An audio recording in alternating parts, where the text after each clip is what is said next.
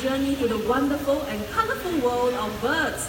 We hope that you'll leave the show feeling amazed by our bird conservation champions and be inspired to help our feathered friends across the world. Now, speaking of feathered friends, I'm sure you saw some chickens running across the stage, right? Yeah, they're called the bantam chickens, and in fact, we have one more waiting very patiently to join us. His name is Chucky. So everyone, look up at that hut. Let's welcome Chucky, our bantam rooster. Chucky! Oh, here he comes! Let's give him a big hand, ladies and gentlemen! Some of us may think that chickens cannot fly. Chucky here has proven otherwise. Okay, Chucky, you want to fly back home?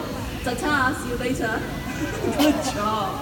Okay, let's continue the show right now by highlighting the natural behaviors of macaws.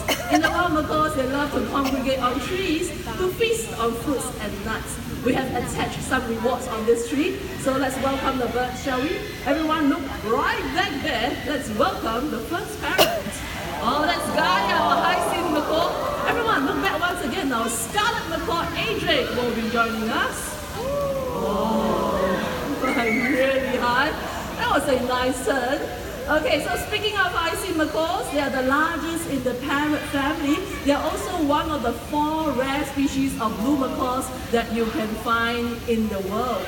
Right here in the Jurong Bird Park, we have 3 species of rare blue macaws on exhibit at our parrot paradise. So if you love parrots, do pay them a visit.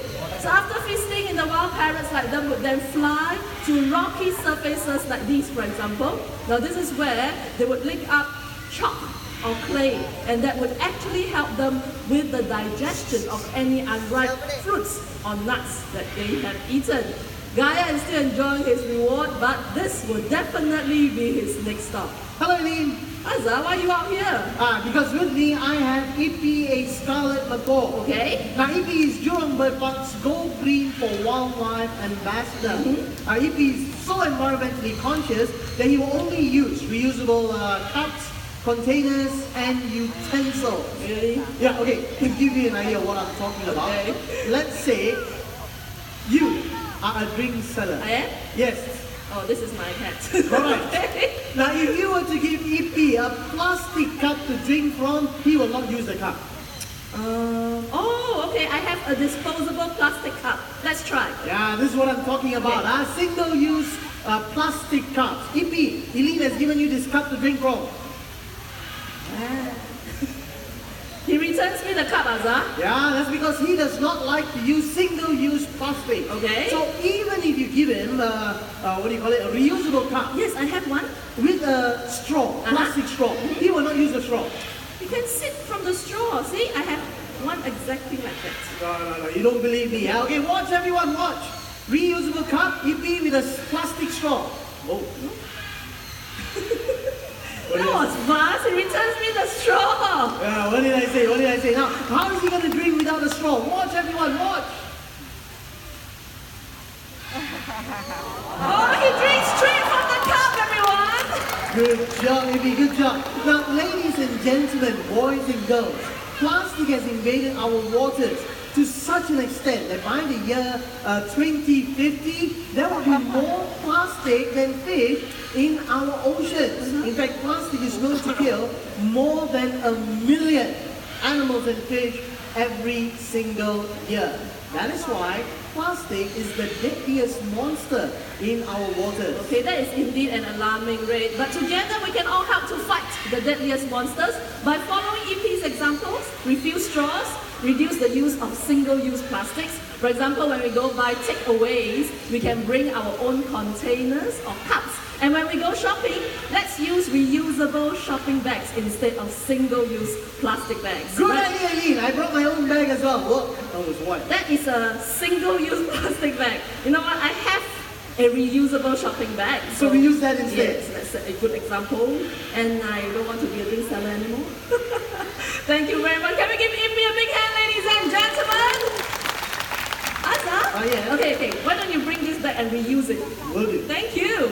All right, more birds will be joining us very shortly. Just a gentle reminder, the birds will be flying very low above your heads. Please remain seated. Looks like the first volunteer is in position. Everyone, look at the hut. Wow! Now these are toucans, everyone. Choco toucans to be more precise. They are the largest in the toucan family. Let's watch them fly all the way to the center, volunteer. Off they go! Very close to some of you. Good job. Now, despite having large beaks, toucans they remain agile in flight. To help demonstrate that, Sa, the trainer, will be tossing one fruit each way up high. Let's see if the birds can catch it for us in mid-flight this afternoon, okay? You can focus your cameras and videos somewhere around that area. We'll wait for that toucan to get ready first. Let's give him a few moments to compose himself, okay? Well, just look at the beautiful orange bill. Ready now? 1, 2, 3. Whoa! That was a nice catch. Everyone, let's watch the other toucan. Anytime we're all set, up, and away! Whee! Wow! Fantastic catch. Now, in fact, we are all quite lucky to be able to see these birds so close to us because the population of toucans are actually declining in the wild due to poaching and deforestation. So if you have a chance, do support your local conservation efforts, okay? I have Mrs. Axel on my hand. Oh, hello, Mr. Axel. Nice of you to join us. Well, it's time for them to make their way back home because we have more birds to show all of you. Let me place them on this last stump here. Who wants to lead the way? Home is that way. Bye-bye. Smart Bird Sunday, our Choco toucans, everyone. What differentiates parrots from other animals is their ability to copy sounds. In the wild, they do that as a form of social communication. We have a yellow-necked Amazon coming out. Let's get the microphone so that all of you can hear for yourself. Hello. All right, thank you. Nice of you to join me. Oh, okay. You want to shake hands? Hello. One more time. Nice to see you. Okay, that's how I introduce myself. He said he has a name, so everyone listen up now. Are you ready? What's your name? Bao Bao. Bao Bao. One more time. Your name? Bao Bao. Bao Bao is a Chinese name. It means baby or precious. One more time. Your name? Bao Bao. Bao Bao. He has a very bassy voice. Okay, Bao Bao is going to mimic some sounds for us. What would you like the audience to do? What's this? He went shh, because the sounds he makes are not going to be really loud, so you have to listen carefully. All right, first sound, Papa. What sound was that? Knocking, yeah, somebody's knocking on the door, okay. What do you ask? He asked, who? Who is it? I know, it might be your neighbor. Can you mimic the dog? Can we give Papa some encouragement, everyone? Good job. Okay, Papa here is also quite good at mimicking electronic sounds. Let's see if he remembers this one, okay? What's this, Papa?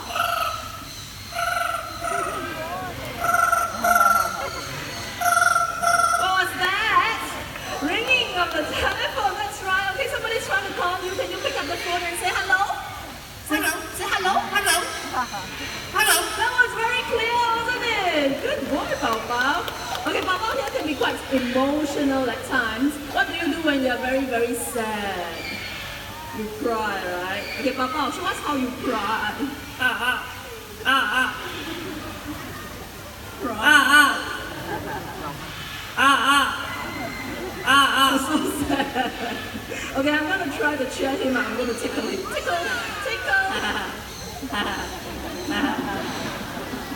He's afraid of tickles. Okay, now you do your little dance there. Oh, okay, one more time.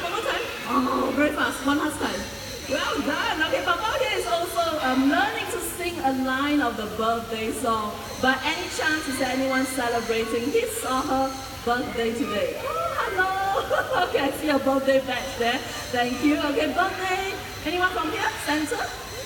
Birthday, very good. Okay, and all the way up there, okay, we have quite a few people in the crowd celebrating your birthdays. Papa, you know what to do, right? Ready? Happy birthday to you. That was a bit fast. Happy birthday to you. I'm gonna sing it together with him slowly, Papa, slowly. Happy birthday to you. Happy birthday to you. Happy birthday to you. Happy birthday to you from Papa.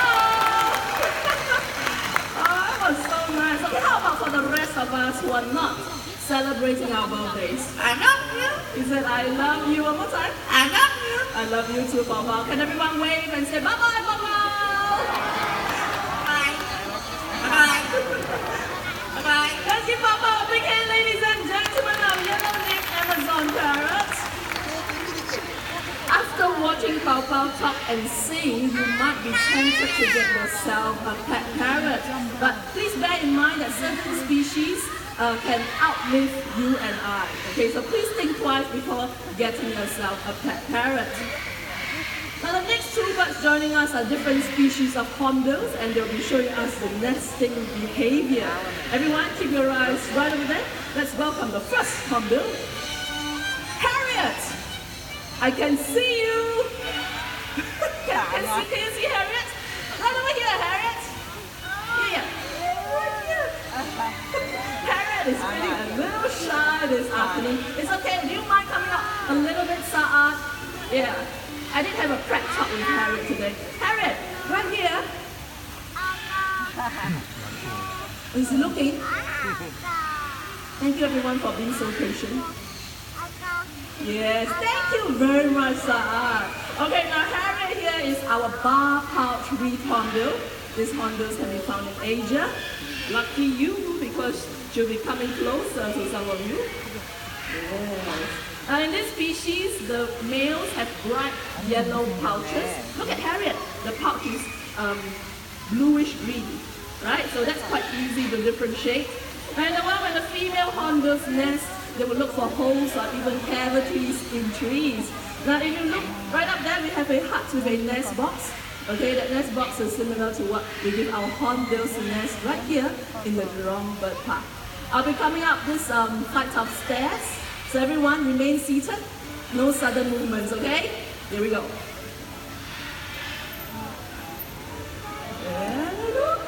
It's okay, don't be shy.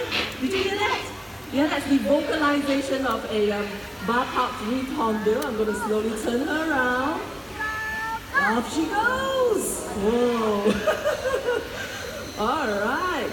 She's inspecting the surroundings, and if she feels comfortable, she'll check out her nest box. Oh, she's doing it right now. If she likes a nest, she will hop right in. Just like that. So what happens in the wild, female hornbills would then seal themselves inside their nest.